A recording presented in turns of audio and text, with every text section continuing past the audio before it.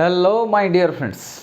आज इस क्लास में हम क्लाथरेट्स और केज्ड कंपाउंड्स के बारे में डिस्कशन करेंगे। माय डियर फ्रेंड्स, ये कंसेप्ट इनॉट गैस से जुड़ा हुआ है एंड समझना बहुत आसान भी है। चलिए समझते हैं। इधर इधर इधर एक एग्जाम्पल के तौर से हम शुरू करेंगे। माय डियर फ्रेंड्स, अगर हम वाटर को क्रिस्टलाइज करना चाहें, क्रिस्टलाइजेशन का मतलब क्या है कि अगर सॉल्यूशन से कुछ सब्सटेंस को सॉलिडिफाई करना, तो वाटर का सॉल्यूशन से वाटर को सॉलिडिफाई हम करेंगे। वाटर का सॉल्यूशन मतलब वाटर में कौन सा कंपाउंड का मौजूद होना चाहिए, कौन सा कंपाउंड का प्रेजेंस होना चाहिए। Crystallization of water in presence of inert gas, krypton, xenon, radon, ऐसा कुछ गैस के प्रेजेंस में हमको क्रिस्टलाइज करना है वाटर को। अगर ऐसा सिचुएशन में वाटर को हम क्रिस्टलाइज करें तो क्या मिलेगा। माय डियर फ्रेंड्स, अगर मैं वाटर को क्रिस्टलाइज करूं, वाटर एक पोलर सॉल्वेंट है, यानी इसका del plus charge and del minus charge होगा। डाइपोल है इसीलिए पोलर सॉल्वेंट। डाइपोल मतलब del plus charge and del minus charge, partial positive and partial negative charge एक ही मॉलिक्यूल के अंदर है, यानी पोलर सॉल्वेंट। अगर इसका क्रिस्टलाइजेशन में जेनन के प्रेजेंस में करूं तो जो सॉलिड फॉर्म ऑफ वाटर बनेगा, उस सॉलिड फॉर्म में वाटर से बना हुआ ये जो केज और कैविटी है, केज और कैविटी, ये जो बन रहा है ना इधर, जो केज और कैविटी, जितने भी वैसे हमको मिलेगा cavities.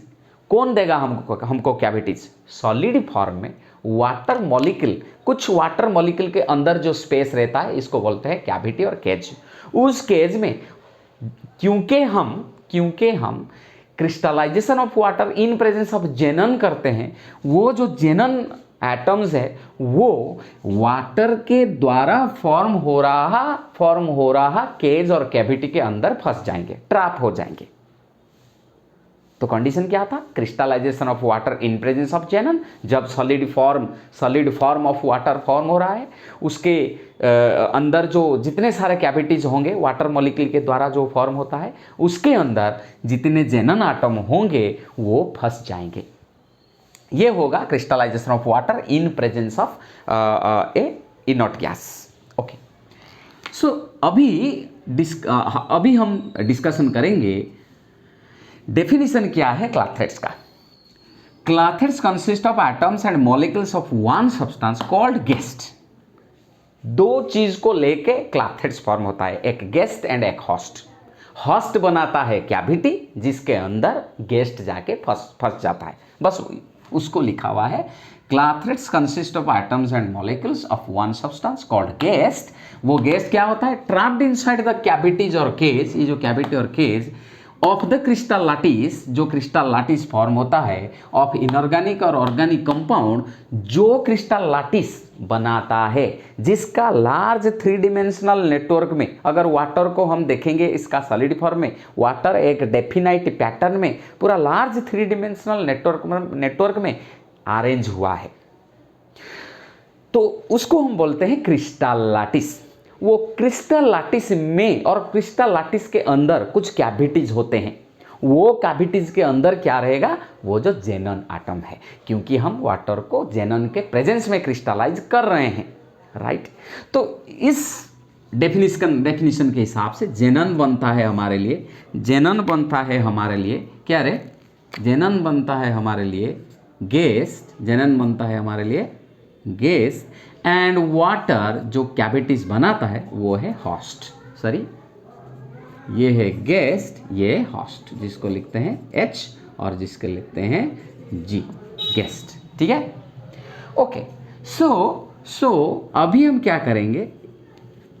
GUEST, I am having less space to write it. Okay, अभी चलेंगे कैसे और किस कंडीशन में एक क्लाथेट फॉर्म हो सकता है। दो मेन पॉइंट इधर है कि gas particle should not be highly volatile. जिस गेस्ट, अगर इधर हम ये एग्जांपल लेंगे, इधर गेस्ट कौन है? जेनन आटम्स है। ये जेनॉन हाईली वोलेटाइल नहीं होना चाहिए। जैसे कि अगर हार्ड मॉलिक्यूल होगा और छोटा एटम्स होगा जैसे कि हीलियम एंड नियॉन, वो गैस हाईली वोलाटाइल है, इसका क्रिटिकल टेम्परेचर के बारे में हमको पता है। तो वो गैस जो ज़्यादा वोलाटाइल है वो गैस बन नहीं सकता, वो क्लाथरेट फॉर्म नहीं कर सकता।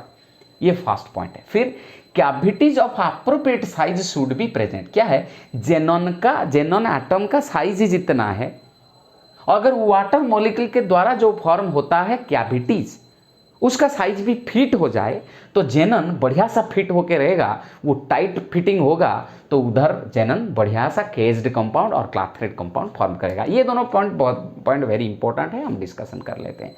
फिर इसका फॉर्मूला क्या है, HHGG। H means number of host atom present per unit cage cell. अगर हमारा ये एक केज है ना, एक केज फॉर्म करने के लिए, एक कैविटी फॉर्म करने के लिए कितना आटम का जरूरत है, 1 2 3 4 5 6 7, 1 2 3 4 5 6 7। सोचो कि हमारा 7 मॉलिक्यूल एक कैविटी फॉर्म कर रहे हैं, तो ये H बनेगा 7। फिर GG, फिर एक ही केज में कितना एटम्स इधर है, एक ही एटम है, तो जेनन, तो मतलब इसका फॉर्मूला क्या होगा, अगर इसको हम फॉर्मूला लिखेंगे, इधर 7 वाटर है, 7H2O डॉट जेनन, यानी जी की नंबर ऑफ जेनन कितना है, एक पर केज, एक ही कैविटी में कितना गैस एटम है, इधर एक है इसलिए एक जेनन। कितना वाटर मिलके केज बना रहे हैं, 7। So 7H2O Zenon. This is the method of writing the formula of a clathrate compound. Anyway, so इधर लिखा हुआ है number of gas particles held in a single cavity. चलिए डिस्कशन करते हैं स्टेबिलिटी क्या है। पहले तो जो इधर जेनन है, जेनॉन एंड वाटर के बीच में डाइपोल, इंड्यूस्ड डाइपोल का अट्रैक्शन इधर रह सकता है। कैसे, जेनन तो जेनन एक बड़ा आटम होता है। हाँ, हमको पता है जेनन एक इनर्ट गैस है, लेकिन जेनन कंपाउंड्स फॉर्म करता है, इसको हम डिस्कशन कर चुके हैं। वाटर का जो ऑक्सीजन आटम है, इसका इलेक्ट्रोनेगेटिविटी ज़्यादा है, जेनन ऑक्सीजन के साथ कंपाउंड्स फॉर्म करता है। इधर कंपाउंड्स फॉर्म हो या ना हो, जो ऑक्सीजन का इलेक्ट्रोनेगेटिविटी से जेनन का इलेक्ट्रॉन क्लाउड डिस्टॉर्ट हो जाता है। एक partial negative and positive charge xenon atom में भी फॉर्म होता है, इसीलिए एक जेनॉन एंड वाटर मॉलिक्यूल के बीच में एक weak van der Waals force of attraction generate होता है। ठीक है ना, वीक वैन डर, वो किस प्रकार का वैन डर वाल्स फोर्स हो सकता है, वाटर का है। वाटर एक डाइपोल है, मैं इधर लिख चुका हूँ क्योंकि इधर एक पॉजिटिव पोल नेगेटिव पोल है, यानी डाइपोल है, यानी पोलर सॉल्वेंट है। इसका सॉलिड फॉर्म का इधर डिस्कशन हो रहा है। जो भी हो, वाटर एक पोलर कंपाउंड है, सॉलिड फॉर्म में भी इसका पोलैरिटी रहता है। तो वो पोलैरिटी, वाटर का जब पोलैरिटी जेनन के पास आता है तो जेनन में भी पोलैरिटी क्रिएट हो जाता है। तो उसमें पोलैरिटी नहीं था, वो एक सिमेट्री था। अगर जेनन एक ऐसा स्पेरिकल आटम था, वाटर आने से ये थोड़ा ओभाल हो जाता है, एक साइड इसका डेल प्लस, एक साइड इसका डेल माइनस होता है। इसका पोलैरिटी नहीं था, इसमें डाइपोल नहीं था, लेकिन वाटर आने से इसमें डाइपोल फॉर्म हो गया, इसलिए इसको हम बोलते हैं इंड्यूस्ड डाइपोल। तो वाटर का डाइपोल और जेनन में जो फॉर्म होता है इंड्यूस्ड डाइपोल इंड्यूस्ड डाइपोल का इंटरेक्शन हो सकता है। डाइपोल इंड्यूस्ड डाइपोल इंटरेक्शन रहता है इनके बीच में, इसलिए वो स्टेबल होके रहते हैं। ये फर्स्ट पॉइंट है। हाइड्रोजन बॉन्डिंग भी, अगर कोई अदर मॉलिक्यूल इधर ट्रैप हो जाए जिसका हाइड्रोजन बॉन्डिंग हो सकता है वाटर मॉलिक्यूल के साथ, तो वो भी हो सकता है। हाँ, मिनिमम पोटेंशियल एनर्जी, खाली वाटर को अगर हम इसका एनर्जी को कंपेयर करेंगे क्लाथरेट के साथ, खाली वाटर का solidification, solid form of water and solid form of water in presence of xenon, तो देखेंगे तो जब जेनन रहता है उसका पोटेंशियल एनर्जी कम हो जाता है, इसीलिए जेनन के प्रेजेंस में वो बढ़िया कंपाउंड्स फॉर्म कर लेता है, जिसको हम बोलते हैं क्लाथरेट्स। सो इसको बोलते हैं minimum potential energy. Tight fit, जिसको हम ऑलरेडी ये पॉइंट में डिस्कशन कर रहे थे कि अप्रोप्रिएट साइज अगर होगा, पूरा ठीक ठीक साइज होगा, तो वो टाइट फिट होके रहेंगे होस्ट एंड गेस्ट। अभी चलेंगे type of clathrates. My dear friends, first type का क्लॉथ्रेड का एग्जाम्पल इधर में समझा रहा था आप लोगों को।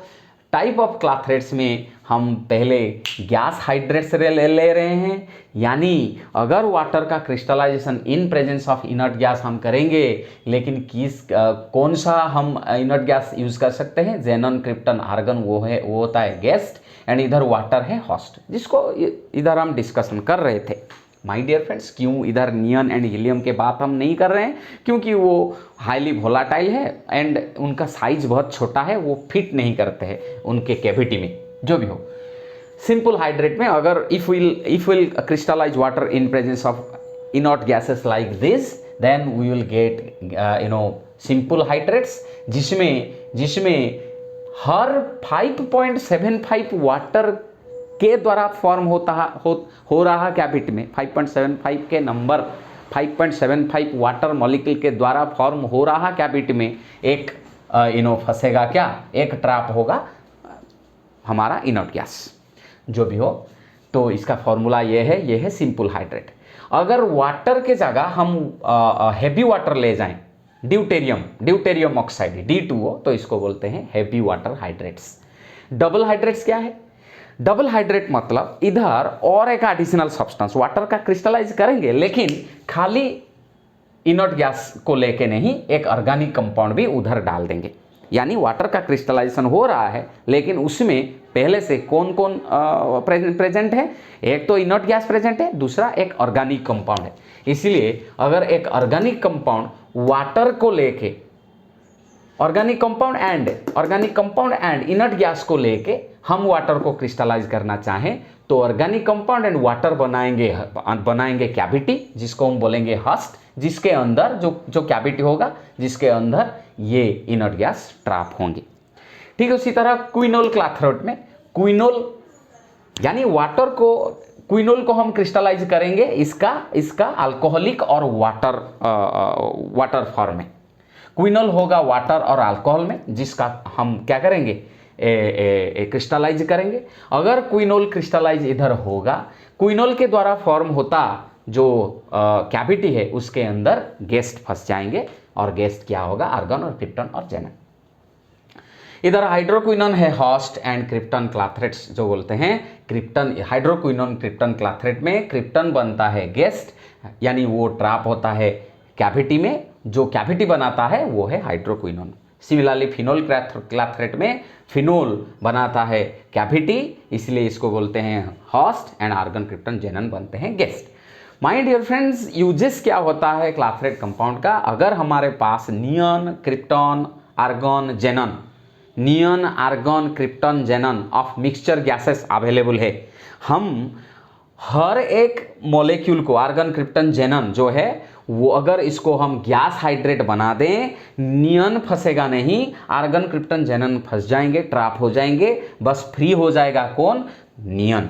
सो mixture of neon, argon, krypton, xenon हमारे पास है, तो अगर इसको हम गैस हाइड्रेट बना दें, वाटर को लेके वाटर के अंदर इस गैस को पास करेंगे और वाटर को क्रिस्टलाइज कर देंगे, तो आर्गन, क्रिप्टन, जेनन ट्रैप हो जाएंगे, नियन फ्री हो जाएगा, सेपरेट कर लेंगे। रेडियो एक्टिव क्लॉथ्रेड्स, कुछ क्लॉथ्रेड्स ऐसे होते हैं जिसमें रेडियो एक्टिव सब्सटेंस गेस्ट के तरह रहता है, वो source of beta and gamma radiation के तरह उनको यूज किया जाता है। अगर वैसे भी हम क्या कर सकते हैं, to store noble gases and other uses भी है। या इसका मतलब क्या है कि अगर हम कुछ इनर्ट गैस को स्टोर करना चाहें, तो इसका हाइड्रेट के फॉर्म में स्टोर कर सकते हैं, जब चाहें उसको अलग भी कर सकते हैं, उसका वेरियस मेथड्स भी है। पहले क्लॉथ्रेड्स बना के रखो, फिर जब चाहिए उन गैस को हार्वेस्ट कर लो या एक्सट्रैक्ट और सेपरेट कर लो। ठीक है। इसी तरह से हम क्लॉथ्रेड कंपाउंड को कंप्लीट करते हैं। Thank you so much my dear friends, will discuss in next class. Bye bye, keep supporting me.